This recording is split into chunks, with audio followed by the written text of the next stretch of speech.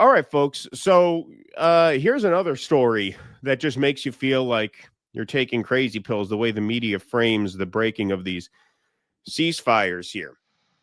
First, the Washington Post was very confident that Donald Trump was taking control of the situation. Israelis bristle as Trump makes clear who calls the shots in Gaza truce. Wow, talk about a headline that aged like milk. The Trump administration's aggressive efforts to promote the success of the Gaza ceasefire deal have some Israelis bristling at what they see as an overly intrusive approach that limits Israel's freedom of action and concedes too much to Hamas. Over the past 10 days, a parade of top U.S. officials have passed through Israel, in part to make sure that Prime Minister Benjamin Netanyahu adheres to the terms of the ceasefire agreement as defined by its prime sponsor, President Donald Trump. Well, oh boy, got to eat it on that one. Israel launches strikes on Gaza, claiming Hamas violated ceasefire.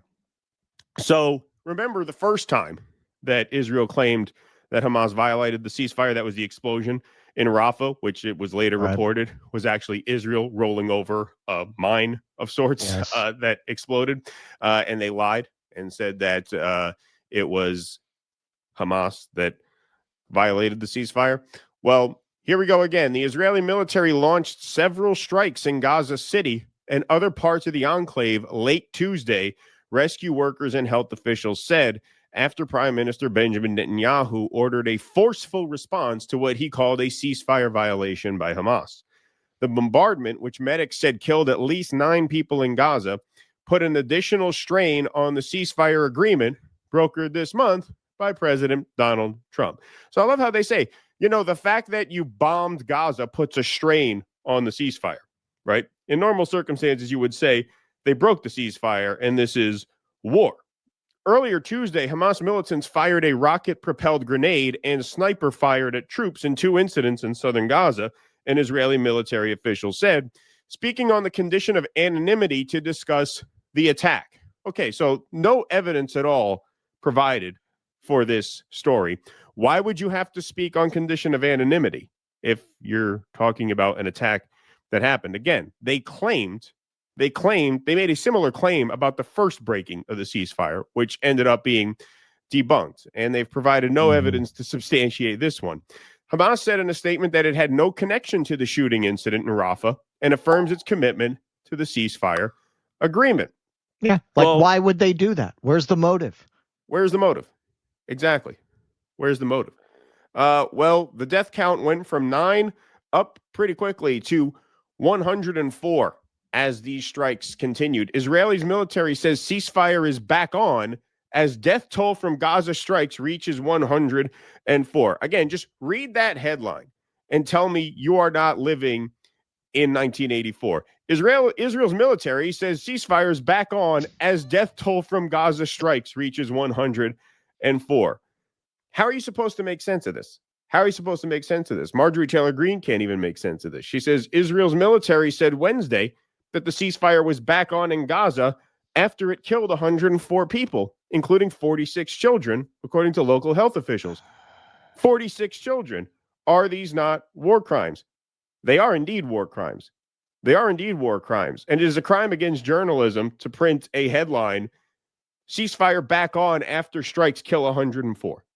That is just, that is naked propaganda. So the AP has some video here. Israel's military said Wednesday that the ceasefire was back on in Gaza after it carried out heavy airstrikes overnight that killed 104 people, including 46 children. The strikes, the deadliest since the ceasefire began. There should be no strikes since the ceasefire began. That's what a ceasefire is. Yeah. Marked the most serious challenge to the truce to date. It's like you're taking crazy pills. Like, what world am I living in where the news, the paper of record, the AP, the Washington Post, the New York Times is telling me there's a ceasefire. Well, at the same time, they're saying, yeah, they've broken it now, however many times. I think they've bombed almost every day since the ceasefire. Right. I think there have been attacks on Palestinians like every day. Every day. Yeah. Yeah, if not maybe every single day. Yeah. But anyway. Wait. When I said to Rappaport, I'm happy about the ceasefire. If Israel would honor it, and the Yentas, you can hear them in the background. Oh my God! Oh my God! Oh my God! I couldn't believe I would say such a thing. Yeah. Israel isn't honoring the ceasefire. They really live in their own little bizarro world. Of course. So here's some video.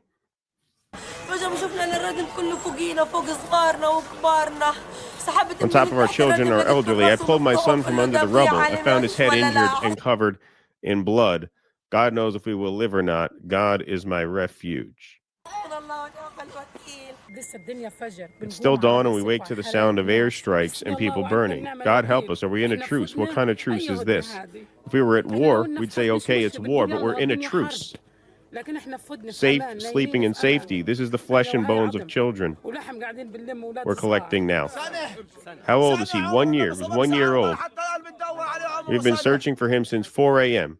He's 1 year old. Do you imagine these people after all this, and then they get a ceasefire, and then this happens? Well, you don't have to imagine. You don't have to imagine because actually, this is much more resembling the pre-October 7th norm in Gaza than a lot of people might want to believe, which we'll get into in a moment. But let's just first do another game of how it started, how it's going. So here's Donald Trump on October 12th, insisting, despite Netanyahu foreshadowing this exact kind of thing where there would be continued attacks, insisting that no, the war is over.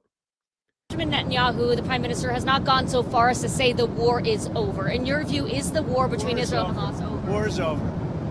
The war is over. Okay, you understand that? Mr. President, is the ceasefire going to hold? Are you confident the ceasefire will hold? Say it. Are you confident that the ceasefire is going to hold? I think so. I think it's going to hold. I think people are a lot of reasons why it's going to hold, but I think people are tired of it. It's been centuries, okay? Not just recent. It's been centuries. I think. Yeah. People are tired of it, indeed. Yeah. So that brings us to yesterday. Did Israel give you a heads up before they bombed Gaza? And is it still a ceasefire? Let's hear Trump's answer to this. This is an audio recording from, I guess, Air Force One.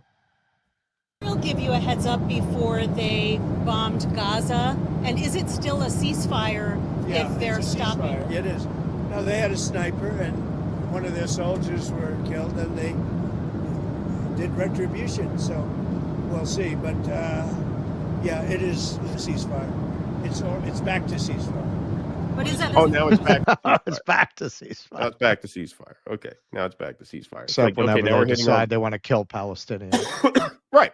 Yes, exactly. So now we're back to ceasefire. Once again, no substantiation of that claim about the shooting. The last time they did this, their claim about why the ceasefire was broken was debunked pretty quickly.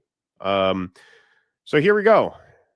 Now, more cope from the media, more spin. U.S. determined to prevent the collapse of the Gaza ceasefire after overnight airstrikes. Again, what world are you living in where a headline like this can be typed in the paper of record?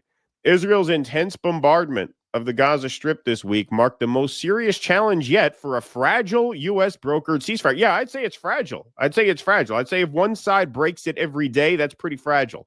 Over 100 Palestinians were killed, including dozens of civilians, according to Gaza health officials. One Israeli soldier was killed in an attack that helped prompt the fierce Israeli strikes. But by early Wednesday, the ceasefire had been restored almost as quickly as it had unraveled. Wow. Well, that's great news, isn't it? That after the bombing stopped. And so we're going to say that it's been restored. Wow. Isn't that amazing? President Donald Trump defended Israel's actions, but also made it clear that the U.S. expects the broader ceasefire, which began October 10th, to hold. Again, this is the paper of record. If someone submitted this to like a city college journalism class, they'd get an F. What are you talking about? Okay, so he approved the strikes that killed 104 people, including 46 children, but also made it clear that the broader ceasefire is expected to hold. What do you mean broader? They killed 100 people. Like, what are you talking about? This is just such nonsense. Well, it could have been 3,000. So, yeah, exactly. The chain of events underscored the fragility of the truce between Israel and Hamas after 2 years of war, but also showed how intent the U.S. is on keeping it going. Really? Is that what you get from this? That's the message you take away from this, is that the U.S. is intent on preserving the ceasefire after 104 people are killed, including 46 kids? And the president says, well, yeah, they had to do it. The message you get from that is that we're determined to keep it going? In what world? In what world? It is complete fantasy. BM says, so it's systematic. Whenever they feel like it, they just murder dozens of people in Gaza, Right. and they say, okay, ceasefire is back now. Exactly. Yep. Exactly. That describes the dynamic at the moment. But here's the thing. This, in a way, is a reversion to a pre-October 7th status quo. Now, granted, it's worse because more people are being killed. Right. But the pre-October 7th status quo in Gaza was essentially that Israel can just bomb them whenever they want. Yeah, there's technically a peace, but Israel can just go in and bomb a building whenever they want, and then they'll go back to being peace. This is what occupation is. This is characteristic of daily life in Gaza going back decades. For example, Israel strikes Gaza for the third straight day as West Bank violence grows. Check the date on that, folks. I highlighted it for you. September 24th, 2023. 2 weeks before October 7th, Israel bombed Gaza 3 days in a row. Have you ever heard that mentioned in mainstream media at all? People who want to say the war started on October 7th, yet here you have, they bombed Gaza 3 days in a row, 2 weeks prior to October 7th, 2023. Go back to 2022. So it's almost like you could argue that helped to cause October 7th. Right. Exactly.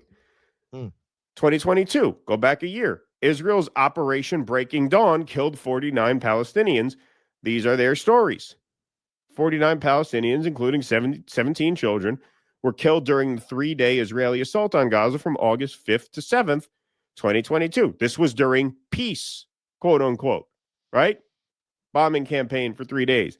Let's go back to 2021. Israel's May airstrikes on high rises. This is back when there was the previous sort of eruption of violence in 2021. Let's go back even further than that. This was featured in Abby Martin's documentary, Gaza Fights for Freedom.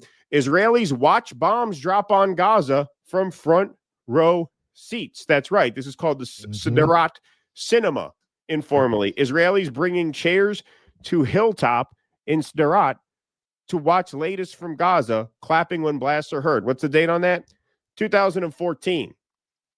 So the Onion article kind of has it right here. Israel agrees to go back to killing Palestinians on less frequent basis. Yeah, that's funny because it's true, because that is indicative of the pre-October 7th status quo.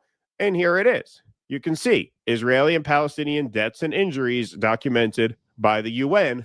The left chart is the Palestinian chart.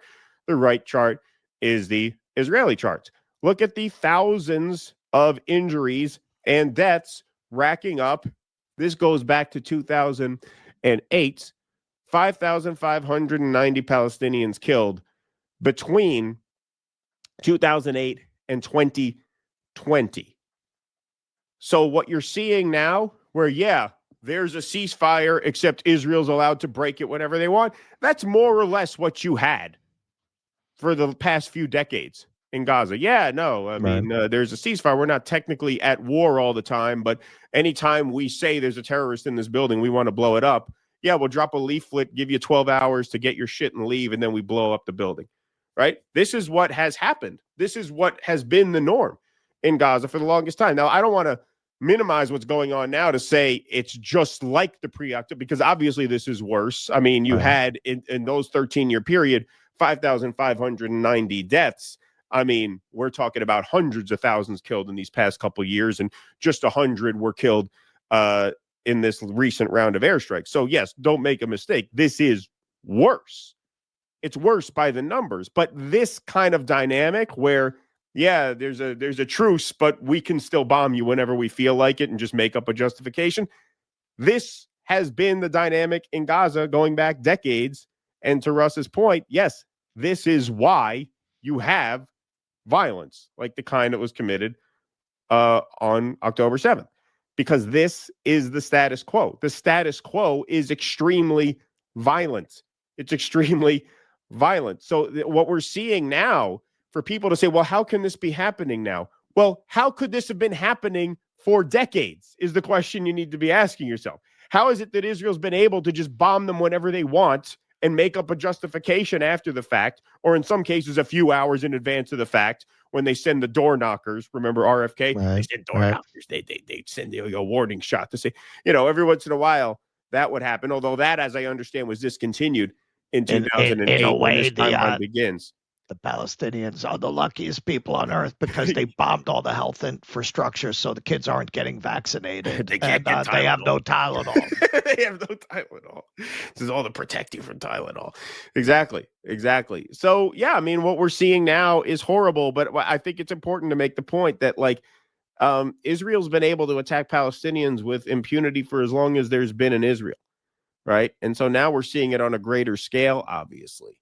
Now that we are in this so-called ceasefire phase where the numbers are going to be much worse. There's also just much less infrastructure. People are much more vulnerable to these airstrikes because they don't have houses to live in. They're living in fucking tents, right? So the numbers are going to be worse, and I don't want to dismiss that. But the impunity with which Israel can just casually commit grotesque acts of violence, that has been the default in Gaza. Yeah, I mean, the difference is people are watching now, one. And two, they've educated themselves much more about what's going on there. So it's not the time that you dropped those articles, the time that those articles came out of, most people accepted it's complicated formulation. Right, exactly. It's complicated. Nobody believes that anymore. They are going to have a hard time going back to that dynamic, given the changed world opinion and perspective on Israel. Yes. And that's why I think it's important. Like, now that people come at this with a certain knowledge, I think it's important now at this point to emphasize that no, Israel doing this shit and getting away with it, this has been going on for decades. Right? Yep. So I think that is important to point out. Please clap.